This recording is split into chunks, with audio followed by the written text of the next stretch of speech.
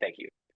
Awesome. Well, welcome everybody, and thank you for joining us today. These are always one of my favorite webinars to do when we get the opportunity and the privilege to talk to one of our franchise owners. And today is definitely no exception. We have a great new owner with us, Deric Holloway. He's from Danbury, Connecticut, and going to have a great conversation with him today. Just a quick reminder for anybody: if you have any questions, please feel free to throw them in the Q&A chat box below as we go through, and we'll try to get to those as we wrap up here with Deric today. But again, excited. First of all, Deric, welcome. Thank you. I know we had an opportunity to chat earlier this week. You have hit the ground running, and it's appreciative that you're taking a few minutes to talk to us today. So we get to learn about you, learn about why you came to HomeWell, your business, and really give everybody else on the opposite line here a taste of what it's like to be a HomeWell owner. So Deric, thank you, welcome, and happy Friday to you. Thank you. I love the introduction, Mike.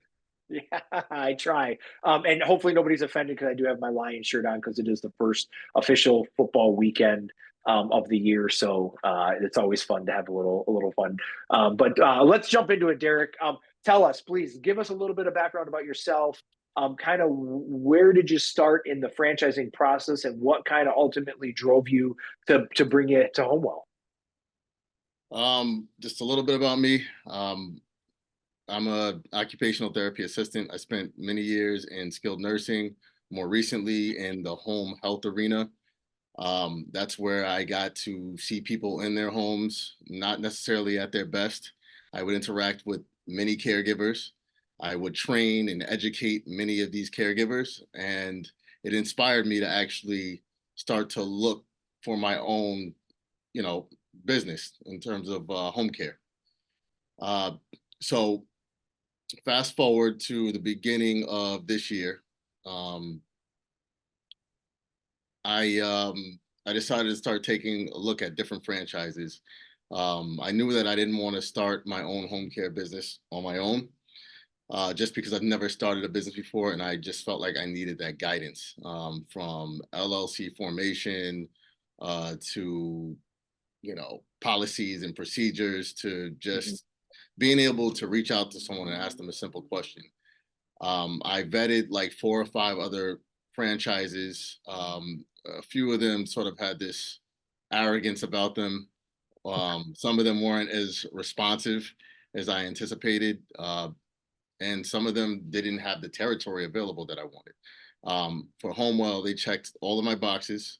They were very responsive. HomeWell really offers a wealth of information up front. The transparency, I think, is what really sold me to HomeWell. Jack Wilson, who was forgive me, I can't remember the actual name of the title, but he's the one that got me on That's all right. with HomeWell. And he just had an answer for every question. And if he didn't have an answer to that question, it was, okay, let me direct you towards the person that might be able to answer it. For every major question or concern, there's a handout. There's something that sort of explains the process. So you never really felt like, it felt like they were being very authentic with me. So that's sort of what led me to choose HomeWell. Yeah, so it's awesome that you and thank you, and we are very lucky to have Jack with us. I think all of our team does a really good job, but I think when you evaluated across the board a lot of different opportunities, you kind of knew you wanted to go into this space from what it sounds like, right? And obviously, I've gotten to know you pretty well since you've been on our team here, and I think the interesting part is when you go through that process, we are big believers in giving you all of the information to make a great decision. And I think to your point, we don't want anybody to join us that has a question about who we are, what we do, and how we're going to help them be successful. I think that's really what we drive down to try to give you that information. When you decided to make the decision to move forward with us, and that could be with a lot of things, what fears did you have right before? Because everybody goes through it, Deric. Everybody, when they decide, hey, this is the right opportunity for me, how did you help yourself get over that kind of mental hurdle of saying, I'm going to do this, sign the agreement, and then take those next steps? Talk to us about that process for you. So, I mean, I learned a lot about myself during this process, Yeah. and what I can say is this: for me, the fears never really went away. But with that being said, it's just starting a business is something where you just have to push past it, you know. And then once you push past it, like most other fears, it's like, you know what, it wasn't even that bad. In terms of getting started, like it was a lot to be done.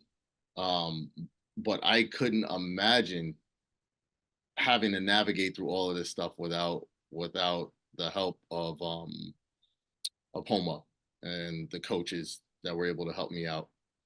Um, but yeah, in terms of just, I'm trying to think what really scared me the most. It it wasn't one specific thing with starting. It was more so just the entire process of, okay, listen, this is going to be an investment. This is something I have to take seriously. And, I just had to be okay with the results, you know, um, good, bad, or in between. And that's just Mhm. something that there's not a real answer for that. It's just something that you have to push past from within.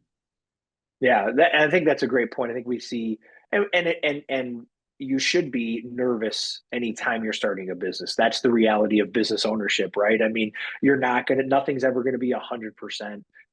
We're certainly not going to tell you it's going to be 100%, but I think if you're willing to put in the work, we're going to help you get the systems and the processes in place to hopefully help you be as successful as you can be. So once you kind of got into that opening process, how was your experience with our team? Obviously you just said it. I mean, you feel like they really helped you move along. I can't remember who exactly you worked with on the opening services team, but talk to everybody about that process from signing to actually getting your doors open for you. So, well, first of all, I worked with Olga. She's the Okay. one Okay. that helped me open. What I will say is this, and Homewell's pretty clear about this from the beginning. They're not going to do the work for you. Um, they're going to help you. They're going to help guide you through the process. They're going to tell you the things that you need to do. But in terms of looking for someone to actually complete these different items on the task list, you're all on your own. And luckily for me, I'm in Connecticut, and I'm not. I don't have the difficulties of having to find a medical director or RN. I Yeah. mean, it's probably I don't know all of the states and their regulations, but it's definitely on the easier side of the spectrum. I was able to, you know, a lot of people are nervous about getting their licenses. I got mine in 2 business days. Yeah. If, I don't know if That's that's not for everybody. I just want to be clear. That's so definitely to Derek's point. it's Different it's states, different regulations. you know I guess we're regulated, but it's loosely regulated. At least that's the Yes. feel of it. Yep. Um. So yeah, they will guide you through the process. If there's any questions along the way, they will offer whatever advice that they have. And you can also reach out to other owners as well who might help you with the opening process. You led me right into my next question. So and we didn't even prep that. Is the other owners right? I think the power of joining a franchise is the ownership group. While the franchisor's job is to help you and really give you all the tools, I think the power in the franchise system are the other owners. Talk to us a little bit about your experience dealing with the other owners. How have they helped you, like advice, things of that side, and as you continue to operate your business, what role do you see them playing in the future of helping you be successful? Every owner that I've spoken to so far are like-minded to myself. They genuinely just want to help you. They want to provide as much information as they can to you to help you become successful, and that's awesome. Like that's one of the benefits I think also of being in a franchise. You, it's more of like from what I've seen so far, it's more of like a family environment because you're not technically in competition with the other owners. I think that sort of helps, and it's if there's anything that any of the owners can do to help me avoid some of the mistakes they made, it seems like they're willing to offer me all sorts of advice. So that's been very helpful. It's also helpful from a mental standpoint, because it's sometimes you'll go through it and you're like, man, this sucks. I mean, it's up and down. This is a roller coaster, and when you're having your lows, it's good to reach out to other owners and seek some advice, seek you know some of their wisdom, see if they can um, offer you any advice, really. Yeah. Yeah. And it's one of those things you don't learn that as a business owner, it can be lonely. And to have, somebody to be able to call up and say, man, today was a tough day, or today was a great day, outside of your family or friends, somebody that lives in your shoes every day. I think that's a huge, to your point, mental benefit. Um, to share those wins and those highs and lows with. So it's one of those things you can talk about it, but until you go through it, you're like, man, I actually really value that part of what we get to do here as an ownership group. Let's jump into a little bit about your structure, because this is a question that gets asked quite a bit, especially in the beginning. Help everybody here understand, what does your organizational structure look like as of today? Um, uh, you want to? So, can you elaborate on So that? so who's on your team? Is it you and you have one other person? Uh, You have a sales and marketer? What does that look like? Sorry, let me rephrase that in a So, better way. yeah. So right now it's myself, and I have a care services coordinator who is responsible for um, staffing and scheduling. I Okay. handle the operation side and the care management side. So I'm the one I'm in and out of the office all day. I'm trying to develop relationships in the community. I'm the one sending out emails, just really just trying to engage and find every single avenue possible to build relationships. So that's pretty much all right now. I am looking into a marketer or an slash outside salesperson. You're going to probably want that person that you hire that takes on that role to really take on both of those tasks, because you have to be really in touch with the local community. So your marketer should be your outside salesperson. Um, and you should choose that person wisely. Take your time, and really make sure that um, not just that they're not just qualified, but you can see them being passionate about fulfilling that role. Yeah. So in your mind, um, what are some of the things that, looking back, as you've gone through the process now, that you would say, hey, that next person that comes in, here are some things that I did that maybe I wouldn't do the next time around, right? Not, I won't call them regrets because you didn't Yeah, know, right? yeah. So, but some of those learning lessons as you open a business from your perspective. I don't know if HomeWell. So stop me if I'm talking too much, but I don't know if HomeWell allows it. But I would start marketing. I would have marketed a little bit heavier about a month out from opening. Yeah. Um, I really think that's important. And you don't necessarily have to. You're going to be busy with the opening process, and if you're currently employed or doing something else, it's going to be heavy on you to actually be in the community. But there's a lot of different things you can do to get your name out there online, whether that be joining different Facebook groups, which has been huge, especially for staffing. Mhm. Um, what's another one? Getting in touch with social workers in the area. A lot of them don't even have an office; they work from home, and they sort of go out to see their clients now, depending on what type of social work they do. As well as reaching out to directors of nursing or discharge planners in different facilities. That can be done without you can set up appointments to meet them without actually stepping foot in the building. So those are things that you can do before you actually start your agency to get you, I guess, give you a head start. Yeah, that's a great point. I think I actually had somebody ask me that question yesterday. Mhm. At what point can we start marketing prior to us opening? And I think, yeah, I mean, the more you can start sharing what you're doing within the community, because as and you're finding out, This business is relationship based. Just because you put a HomeWell, sticker on the door doesn't mean people are going to call you and say, "Oh my gosh, I need to use you." Now, that might be some areas that might happen, but the reality is this is a very personal touch business, and they're selecting you because they like you, Deric, and they know you're going to take care of their people, not just because of the name on the door. So I think it's definitely a two-way street, and the earlier you can get out there and do that, the better. To your point, so no, I would totally agree with that.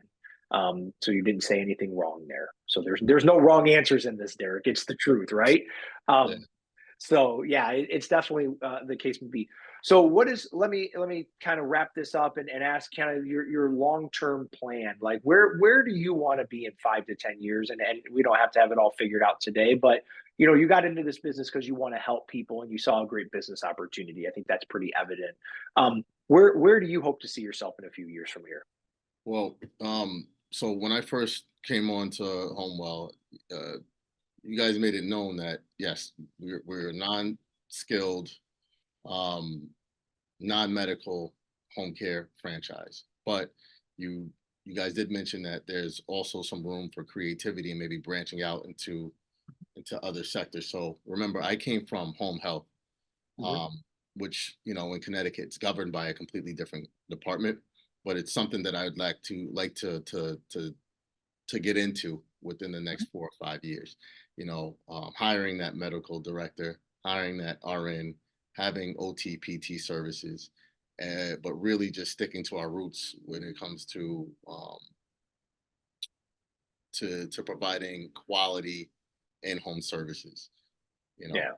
so that's something that I'm really looking to be a part of, and then also to engage in a lot more community events and fundraisers, um, just to help the local community. Yeah. Yeah, and I think that's the beautiful thing about what we get to do and what you get to do every day is you're helping people through various methods, Yeah. and that can lead to bigger opportunities. To your point, as you continue to grow and scale your agency, you're able to expand your services, but more importantly, you're able to give back, right, and help in the community to whatever that is to you. And I think to anybody out there, we're in this business because we want to run a profitable and good business. I think that's no shame in saying that. But at the end of the day, when you get that call from that mom, or that dad or that loved one that says thank you because you really helped me or my loved one, that's why we do what we do, and that's why you get up every day and you put your boots on and you go to work. And Deric, we are really honored that you chose HomeWell here. We know you're going to do some great things up in Connecticut, and I can't wait to see what the next year looks like for you as you continue your growth here with us. So